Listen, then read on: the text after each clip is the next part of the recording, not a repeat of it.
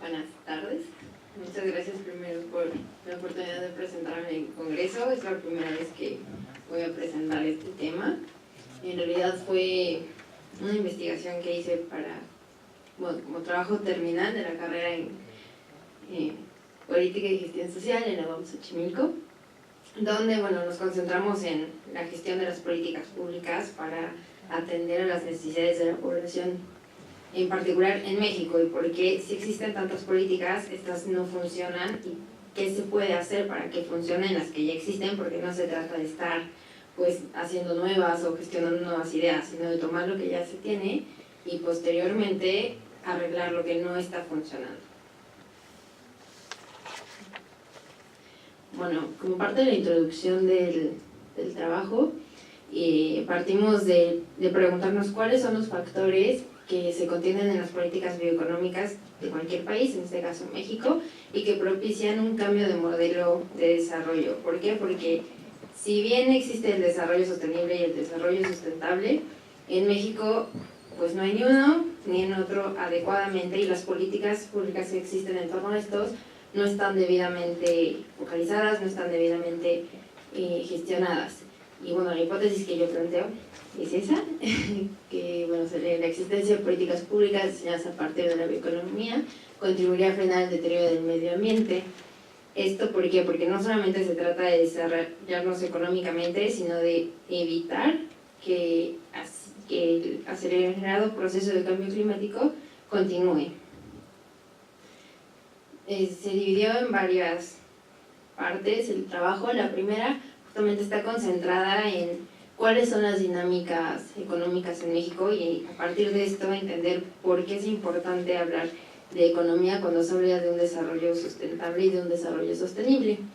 En México, esta dinámica se ha caracterizado por varios cambios en las políticas, donde prevalece la desigualdad y donde la explotación de los recursos no necesariamente implica que esta dinámica obtenga o deje beneficios económicos, sino que incrementa los costos en la mayoría de las veces, porque la explotación de los recursos no la hacemos nosotros, como pueblo mexicano, sino que está en manos de extranjeros en la mayoría, y eso contribuye a que este ciclo de desigualdad prevalezca. El primer modelo que encontramos en México es el primario exportador, y en este sucede algo muy curioso. Ya se identifican perfectamente el centro y la periferia como países y como grandes entidades, y entonces ¿qué pasa? Que los del centro explotan a los de la periferia y de una u otra manera establecen el precio que van a tener las exportaciones, y los de la periferia venden lo que producen a los del centro, pero a través de esta dinámica que ya está impuesta por los del centro.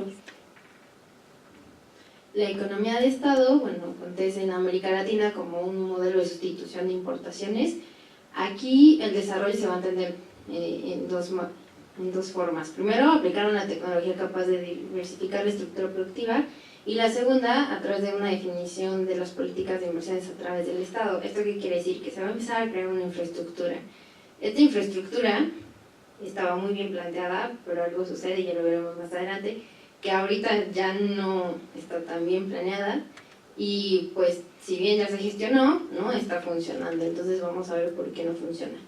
En esta etapa de economía de Estado se hablaba de un mercado interno autosustentable. ¿Cuál es la diferencia entre que sea autosustentable o que sea sustentable y no sostenible? Que justamente sustentable es como de acuerdo al medio ambiente, y sostenible se busca que no solamente sea sustentable, sino que pueda seguir a lo largo del tiempo, y eso es algo que no se está tomando en cuenta en las políticas públicas. Se está buscando solamente que sean sustentables, pero entonces no sabemos qué va a pasar en el largo plazo con esas políticas, y no sabemos cómo se van a comportar los individuos con respecto a esas políticas. Este diagrama, lo hice yo, y es un poco para explicar cuál es la dinámica de los países subdesarrollados en este contexto. Tenemos las esferas económica, política y la social, y tenemos como a este gran mundo globalizado, que sería lo global, lo potencial, y abajo vemos que son las sociedades subdesarrolladas. si se fijan, hay, o sea, de las sociedades como...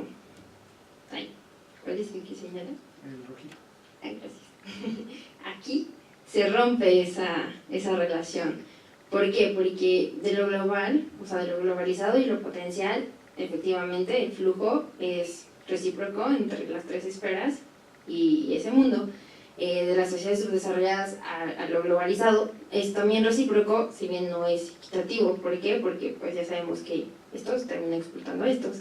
En cambio, ¿qué pasa en las sociedades subdesarrolladas hacia estas tres esferas? Bueno, que estas tres esferas sí están presentes en estas sociedades, pero estas sociedades realmente no tienen un impacto real en estas esferas.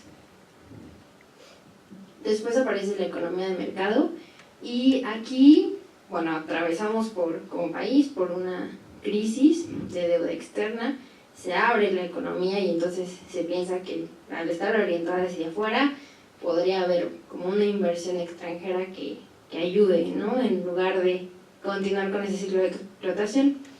Aquí la exportación se va a tomar como un fundamento acumulativo y va a haber un proceso de transición que se va a dividir en dos, ¿no? Los países del Cono Sur se va a hablar de una reprimarización de sus economías y en México y los países centroamericanos las plataformas de exportación hacia Estados Unidos se van a concentrar en las maquiladoras. Esto es importante porque las maquiladoras producen y contaminan mucho, al igual que las farmacéuticas. Entonces se le dio una gran apertura al capital extranjero, pero ¿qué pasó? Que le dimos tanta libertad que de pronto pues ya no sabemos cómo manejar los residuos. Hay leyes que están en torno a esto, pero en realidad pues los multan y ¿qué pasa con esas grandes empresas? Pagan la multa y hasta ahí. O sea, en realidad no es como, bueno, pagas la multa y además tienes que limpiar o hacer algo con el entorno que dañaste, no, simplemente se paga la multa y ahí se queda. A lo largo y ancho de la región se generan procesos de desindustrialización y de ruptura de cadenas productivas internas. ¿Esto por qué? Justamente porque con la entrada del capital extranjero, las cadenas productivas internas empiezan a encarecerse y pues resultan no ser tan óptimas para la producción. El cuarto modelo como tal no es un modelo, pero es mi aportación, que es la bioeconomía como un nuevo modelo que se debería gestar en los países. ¿Por qué? Porque ya se está hablando de sustentabilidad alrededor del mundo y se necesita un desarrollo socioeconómico sostenible, como ya les decía, que dé solución a los problemas socioambientales y que además el sistema socioeconómico trabaje conjuntamente al biológico. Es importante recuperar a todos los autores que dicen, bueno, el individuo si es parte de la sociedad, entonces necesita estar presente en cada una de las esferas que ya les mencioné anteriormente. Es decir, se necesita de una interdisciplina para comenzar a gestar políticas que realmente sean integrales y que no solamente atiendan el problema, sino que atiendan el porqué de los individuos, o sea, actúan de esa manera. Es decir, yo como persona puedo decir, es que no contamino realmente, cuando, ¿qué hacemos? O sea, desde cómo desechamos en casa los residuos, ¿no? O cuántas veces usamos el coche, o cuántas veces nos preocupamos por saber si contamina o no contamina, ¿no? O sea, todo ese tipo de cosas en nuestra vida cotidiana, o qué productos utilizamos, qué productos consumimos, afectan. Entonces es necesario entender que el individuo impacta directamente en el medio ambiente y el medio ambiente impacta directamente en los seres humanos. La bioeconomía tiene 3 versiones y ese es un problema porque entre ellas no son compatibles del todo. La versión conservadora nos dice que pues sí, se reconoce la economía como un subsistema abierto dentro de la naturaleza, pero no contempla la relación existente entre el poder, la racionalidad económica y la insustentabilidad. Es decir, o sea, solamente contempla una parte del todo que podría ser la bioeconomía. La versión crítica habla de una racionalidad económica como factor de la insustentabilidad y hasta ahí se queda. Y la versión radical rompe con el discurso de la racionalidad económica neoclásica y dice que la crisis ambiental es un resultado directo de la crisis del proyecto civilizatorio occidental. Para México y las políticas que se están gestando en torno a esto, nos vamos a centrar en la versión radical. Después, es importante entender ya la parte económica, ahora viene la parte del desarrollo como desarrollo. los factores que están ahí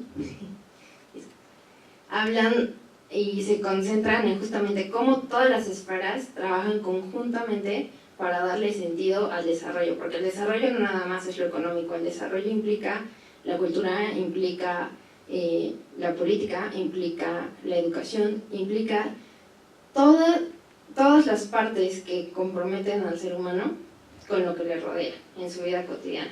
Eso es el desarrollo. Por lo tanto, esta es mi propuesta conceptual del desarrollo y traté de integrar todo lo anterior justamente para que no quede duda de que solamente nos vamos a concentrar en algo económico. Es importante que el desarrollo y la conceptualización que se utilice dentro de las políticas públicas sea crítica y sea flexible. ¿Para qué? Para que se pueda adecuar a las necesidades y se pueda adecuar al entorno en el cual se va a trabajar. Es importante que el desarrollo trabaje para satisfacer las necesidades del ser humano, pero que además estas necesidades, esta cobertura de necesidades suceda de una manera sostenible y ya no nada más sustentable, porque como ya les comenté, sustentable, pues sí, qué padre en el corto y en el mediano plazo, pero ¿qué pasa en el largo plazo? Y bueno, también es importante que desde la visión de las políticas públicas, los hacedores de políticas, pues justamente tomen en cuenta las necesidades y tomen en cuenta el hacia dónde vamos y que sean adecuadas para México, porque se está haciendo un poco como política comparada con estas políticas públicas y pues lo que sucede en cuanto a bioeconomía en Costa Rica no es lo mismo que sucede aquí, no es lo mismo que sucede en Argentina, no es lo mismo que sucede en Colombia, ¿no? Cada uno está concentrado en los recursos que puede explotar de manera sostenible, como bueno, por ejemplo en Colombia sucede con los cafetales, en Costa Rica con la energía eólica. Entonces, o sea, es importante que se adecúen justamente para evitar el importar ideas que no funcionen y que no sean óptimas para México. Bueno, este es un esquema sobre cómo podemos entender al desarrollo y a la economía y cuáles han sido todas las teorías que giran en torno a esto.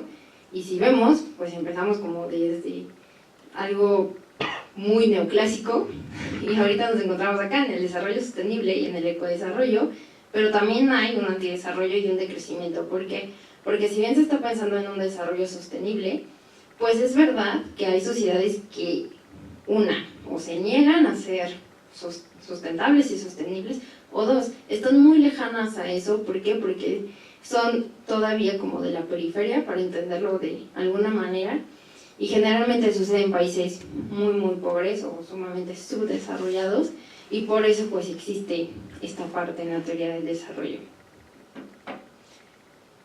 También es importante entender al capital y a la ecología como un todo. En este esquema vemos que efectivamente, o sea, la cultura es como nuestro universo y tenemos un ecosistema, un capital, y el ser humano depende e influye directamente hacia afuera, pero también el entorno influye directamente hacia adentro. Es para esquematizar lo que hasta ahora les había dicho. Y bueno, aquí es importante entender que la destrucción ecológica, la degradación ambiental y el deterioro de la calidad de vida demuestran que la racionalidad económica capitalista ha llegado a su límite. O sea, ya se llegó al límite de la explotación de los recursos no renovables y es importante ver cuáles son los renovables que se pueden explotar y que pueden contribuir a un ciclo económico importante en países como México. En cuanto al desarrollo sostenible, pues ya hemos escuchado muchísimas campañas y muchísimos informes que dicen justamente hay cambio climático, el medio ambiente está muy deteriorado, por entonces, ¿qué hacer ante esto? En el nivel micro, pues se habla de una participación ciudadana que implica que las personas contribuyan directamente e indirectamente al ciclo contaminante de la actividad cotidiana, que es lo que ya les había dicho, ¿no? O sea, ¿qué consumimos? ¿Qué hacemos? ¿No? Y cuáles son nuestras actividades diarias y cómo esto afecta al medio ambiente, porque quizás pues en el corto plazo no lo vemos, pero en el largo plazo pues todos sabemos que una colilla de cigarro contamina muchísimos litros de agua, que usar el coche cuando hay ya muchos medios de transporte y somos una sola persona, también eleva los niveles, ¿no?, de gases que ya existen en la atmósfera. Y bueno, la última parte es justamente un nuevo paradigma socioeconómico para México, y aquí ya se concentra la bioeconomía en el siglo XXI. En México hay todo un marco legal que gira en torno a políticas económicas, políticas bioeconómicas, sustentables, sostenibles. Pero ¿qué pasa? Que no están pensadas en México realmente. El Programa Nacional de Ecología, que se hizo en el 84, estaba, de verdad, si ustedes lo leen, tienen la oportunidad de leerlo, súper bien gestado. Pero ¿qué pasó? Que era demasiado para lo que se tenía en recursos económicos y en recursos humanos para llevarse a cabo en México. Entonces, ¿qué pasó? Que se quedó, o sea, no se llevó a cabo.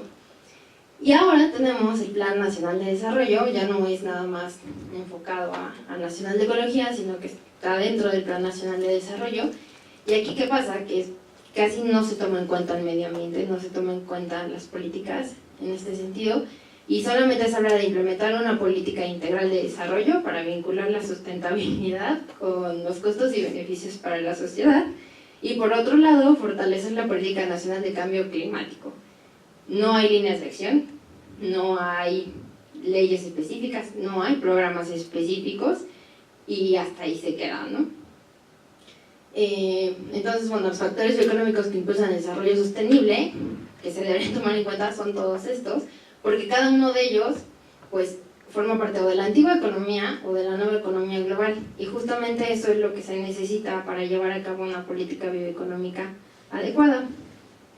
En cuanto a la economía ecológica como sistema abierto, es justo eso, o sea, se necesita que sea de un sistema abierto y no de un sistema cerrado, hablando en términos económicos. ¿Por qué? Porque si bien, como ya habíamos visto, todas las esferas están en interacción, pues también es verdad que necesitamos del entorno, entendido como el universo, justamente para que impacte, pero que a su vez esté como, o sea, yendo hacia afuera, valga la redundancia, y aprovechar todos los recursos que se tienen. Y bueno, en realidad el problema es el problema, no. Si bien las políticas públicas sí son un problema, también es verdad que hacen falta indicadores que nos digan hacia dónde hay que ir en materia de políticas públicas, porque pues sí, hay un montón de políticas, hay un montón de leyes, pero no hay indicadores que nos digan si están funcionando o no, y los que existen son tan específicos que realmente no nos ayudan a saber lo macro del problema. Y bueno, ya como conclusiones y recomendaciones, hay que entender a la bioeconomía como un fundamento, medio y fin de las políticas públicas en materia ambiental. Además, se necesita actuar desde indicadores sí específicos, pero también macros, pasar a perspectivas a futuro, porque justamente es esto, estamos hablando de tiempos cortos y medianos, pero nada a largo plazo. Después ver el nivel local y después ver el nivel internacional, y no tratar de ir al revés, de lo internacional a lo muy local, porque eso pues justamente no está contribuyendo a que las políticas sean las adecuadas en México. Y bueno, por último, la existencia de las políticas públicas diseñadas a partir de la bioeconomía contribuiría justamente a frenar este deterioro en el medio ambiente y aseguraría un crecimiento sostenible del mismo. Si bien al principio puede encarecer los procesos productivos, porque sí, hacer la transformación de algo muy contaminante a algo muy sustentable implica costos, implica altos costos. También es verdad que en el largo plazo, pues esos costos van a valer la pena y van a contribuir a frenar el cambio climático y todo el deterioro que estamos viendo en México. Y bueno, eso sería todo. Muchas gracias.